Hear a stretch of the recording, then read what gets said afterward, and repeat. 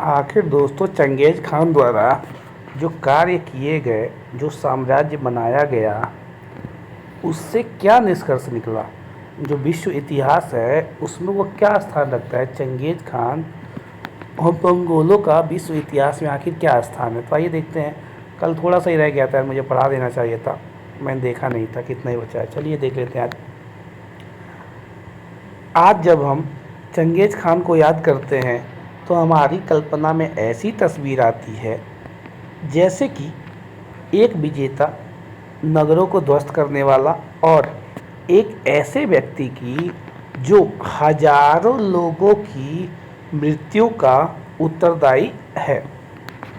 तो अगर आप चंगेज़ खान के बारे में जानते हैं तो आपने इतिहास में उसके बारे में क्या पढ़ा है?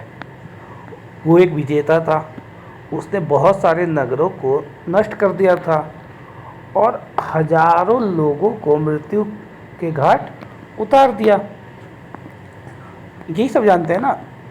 अब देखिए 13वीं शताब्दी के चीन, ईरान और पूर्वी यूरोप के नगरवासी स्टेपी के इन गिरोहों को भय और घृणा की दृष्टि से देखते थे।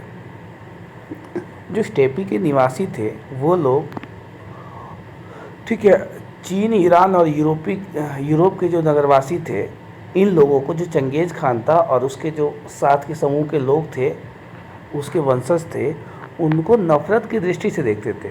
फिर भी मंगोलों के लिए चंगेज़ खान अब तक का सबसे बड़ा और सबसे महान शासक था। मंगोल चंगेज़ खान को क्या मानते थे? एक महान शासक मानते थे। उनके अनुसार वो बहुत ही महान शासक था। उसने मंगोलों को संगठित किया, यानी मंगोलों को जोड़ने का काम किसने किया? चंगेज़ खान ने।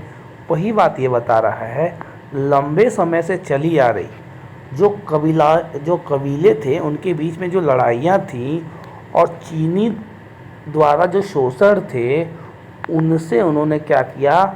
जो कबीले थे बहुत सारे, उनको मुक्ति दिलाई। किससे? जो चीनी थे, चीनी साम्राज्य के जो लोग थे उनसे, उनके शोषणों से। वो लोग बहुत अत्याचार करते थे और आपसी लड़ाइयाँ जो थी कबीलों के बीच में, वो सब ख़त्म करवा के सबको एक साथ ले आया।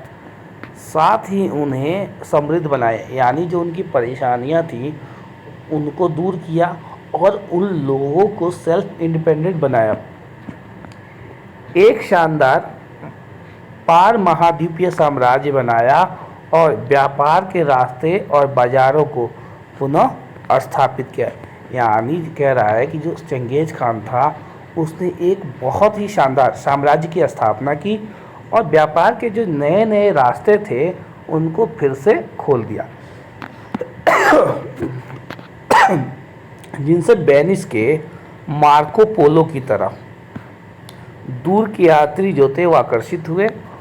और चंगेज़ खान के इस परस्पर विरोधी चित्रों का कारण जो था, एकमात्र परिप्रेक्ष्य भिन्नता नहीं, बल्कि यह विचार हमें सोचने पर मजबूर करते हैं कि आखिर किस तरह से एक प्रभावशाली दृष्टिकोण अन्य को पूरी तरह से मिटा देता है। आखिर चंगेज़ खान की जो दृष्टिकोण थी, आखिर ऐसा कैसे हुआ कि मतलब किसी एक व्यक्ति का दृष्टिकोण ऐसा हो जाए, उसके विचार ऐसे हो जाए जिससे अन्य सभी को नष्ट कर दिया जाए, अन्य सभी के जो विचार हैं उनको पूरी तरह से मिटा दे। आखिर ऐसा कैसे हो सकता है? वही चीज़ कह रहा है कि मतलब चंगेज़ खान की ऐसी विरोधी चित्र आखिर कैसे हमारे सामने पेश किया गया। ये देखिए, स्थानबद्ध पराजित लोगों की सोच से परे कुछ देर के लिए 13वीं शताब्दी के इस छोटे से मंगोल अधिराज्य के बारे में सोचिए आप लोग, जिसने विविध मतों और आस्था वाले लोगों को सम्मिलित किया। देखिए चंगेज़ खान यानी मंगोलों ने क्या किया? जो अलग अलग विचारों के थे, अलग अलग आस्थाओं के माने, यानी अलग अलग संस्कृतियों के थे, उन सब लोगों को एक साथ ला के खड़ा कर दिया और अपने साम्राज्य की स्थापना की। हालांकि जो मंगोल शासक थे वो लोग भी स्वयं अलग धर्मों से, यानी विभिन्न धर्मों, आस्थाओं से संबंध रखने वाले थे। जो मंगोल शासक थे ये लोग भी किसी एक धर्म को मानने वाले नहीं थे, इनमें भी अलग अलग धर्मों के मानने वाले लोग थे, उनकी अलग अलग आस्थाएं थीं, जैसे शमन, बौद्ध, ईसाई, और अंततः उन्होंने इस्लाम को कबूल कर लिया था। लेकिन उन्होंने सार्वजनिक जो नीतियां थीं उन पर अपने जो व्यक्तिगत मत थे उनको कभी थोपने का काम नहीं किया। मंगोल शासकों ने जब जातियों और धर्मों के लोगों को अपने यहाँ प्रशासकों और हथियारबंद सैन्य दल के रूप में भर्ती किया, और इनका जो शासन था वो बहुजातीय, बहुभाषी, बहुधार्मिक था। देखिए, जो मंगोल थे इनके शासन में जो उच्च पद थे, इनके प्रशासन में या चाहे इनके सैन्य दल में अलग अलग धर्म, अलग अलग जातियों के लोगों को शामिल किया गया था। इनका जो शासन था बहुजाति यानी अलग अलग जातीय, अलग अलग भाषा बोलने वाले, अलग अलग धर्म को मानने वाले लोगों से भरा पड़ा था। इनके संविधान में इस बात का कोई डर था ही नहीं कि यार इसमें इतने अलग अलग विचारों के लोग हैं, हमारे लिए खतरा बन जाएगा। ऐसा कोई डर इनको नहीं था। यह उस समय के लिए एक असामान्य बात थी। इतिहासकार अब उन विधियों का अध्ययन करने में लगे हैं जिनके माध्यम से मंगोल अपने बाद में आने वाली शासन प्रणालियों, जैसे कि भारत में मुगल शासकों के अनुसरण के लिए आदर्श प्रस्तुत कर सके। देखिए, जो मुगल थे वो चंगेज खान को अपना आदर्श मानते थे, मंगोलों को अपना पूर्वज मानते थे। लेकिन ऐसा क्यों हुआ? आखिर उन्होंने ऐसा क्या किया, ऐसा कौन सा आदर्श प्रस्तुत किया कि जो मुगल थे उन्हें अपना आदर्श मानने लगे? देखिए, मंगोलों और किसी भी यायावर शासन प्रणाली से संबंधित जिस तरह के प्रलेख मिले हैं उनसे यह समझना वस्तुतः असंभव है कि वह कौन सा ऐसा प्रेरणा स्रोत था जिसने साम्राज्य निर्माण की महत्वाकांक्षा की पूर्ति के लिए अनेक समुदायों में बटे हुए लोगों का एक परिसंघ बनाया। देखिए, इस बात को समझ पाना बहुत मुश्किल है कि आखिर ऐसा कैसे हो गया कि अलग अलग समुदाय में बटे लोग थे, अलग अलग संस्कृतियों के मानने वाले, अलग अलग धर्मों के मानने वाले, अलग अलग जातियों में बटे लोगों को आखिर इकट्ठा करके परिसंघ कैसे बना लिया गया? अंततः मंगोल साम्राज्य भिन्न भिन्न यानी अलग अलग वातावरण में परिवर्तित हो गया। तथापि मंगोल साम्राज्य के संस्थापक को प्रेरणा एक प्रभावशाली शक्ति बनी रही। देखिए, इन अलग अलग विचारधाराओं के कारण, अलग अलग समुदायों को शामिल करने के कारण जो मंगोल साम्राज्य था और इसके जो संस्थापक थे, इनके जो विचार थे वो एकदम प्रेरणादायी और इनकी जो शक्ति थी वो प्रभावशाली बनी रही। 14वीं शताब्दी के अंत में एक अन्य राजा तैमूर, जो एक विश्वव्यापी राज्य की आकांक्षा रखता था, उसने अपने को राजा घोषित करने में संकोच का अनुभव किया। देखिए, तैमूर के बारे में आपने पढ़ा ही होगा। तैमूर ने दिल्ली पर भी आक्रमण किया था। ये अगर चंगेज़ खान के बाद देखें तो तैमूर जो था बहुत ही ताकतवर था, लेकिन जब ये राजा बना उस समय अपने आप को राजा घोषित करने में संकोच का अनुभव कर रहा था, क्योंकि वह चंगेज़ खान का वंशज नहीं था। जब वो चंगेज़ खान का वंशज नहीं था तो जाहिर सी बात है कि जो चंगेज़ खान का साम्राज्य है उस पर अपने आप को राजा घोषित कैसे कर दे। जब उसने अपनी स्वतंत्र संप्रभुता की घोषणा की तो अपने को चंगेज़ खानी परिवार के दामाद के रूप में प्रस्तुत किया। जब उसने अपने स्वतंत्र साम्राज्य की घोषणा कर दी तो उसने अपने आप को चंगेज़ खान का दामाद कहकर खुद को प्रस्तुत कर लिया। देखिए, दशकों के रूसी नियंत्रण के बाद मंगोलिया एक स्वतंत्र राष्ट्र के रूप में अपनी पहचान बना रहा है।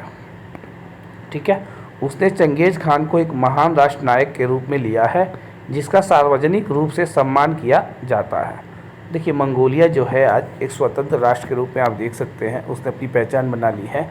और वहाँ पे जो चंगेज़ खान है उसको एक महान शासक के रूप में माना जाता है जिसकी उपलब्धियों का वर्णन गर्व के साथ किया जाता है। जो चंगेज़ खान की उपलब्धियाँ हैं उसके बारे में गर्व के साथ बताया जाता है, पढ़ाया जाता है।